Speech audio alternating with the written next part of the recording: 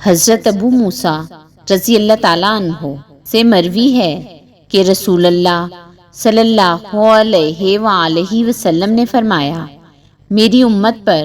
رحم کیا گیا ہے، آخرت میں اس پر عذاب نہیں، اس کا عذاب دنیا میں فتنوں، زلزلوں اور آتش فشاں کی صورت میں ہے۔ حضرت انس بن مالک رضی اللہ تعالیٰ عنہ سے مرفوعاً مروی ہے کہ اللہ تعالیٰ مومن پر اس کی نیکی کے بارے میں ظلم نہیں کرے گا۔ ایک روایت میں ہے، دنیا میں اس نیکی کی وجہ سے اسے ثواب دیا جائے گا، اجر دیا جائے گا، اور آخرت میں بھی اس کی وجہ سے بدلہ دیا جائے گا، جبکہ کافر کو اللہ کے لیے کی جانے والی نیکیوں کی وجہ سے دنیا میں کھلایا جائے گا، لیکن آخرت میں اس کے لیے کچھ نہیں ہوگا۔ حضرت ابو ہریرہ رضی اللہ تعالیٰ عنہ سے مروی ہے کہ رسول اللہ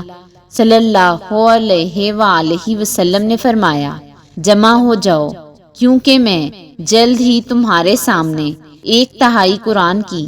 تلاوت کروں گا۔ جمع ہونے والے جمع ہو گئے، پھر اللہ کے نبی صلی اللہ علیہ وآلہ وسلم باہر آئے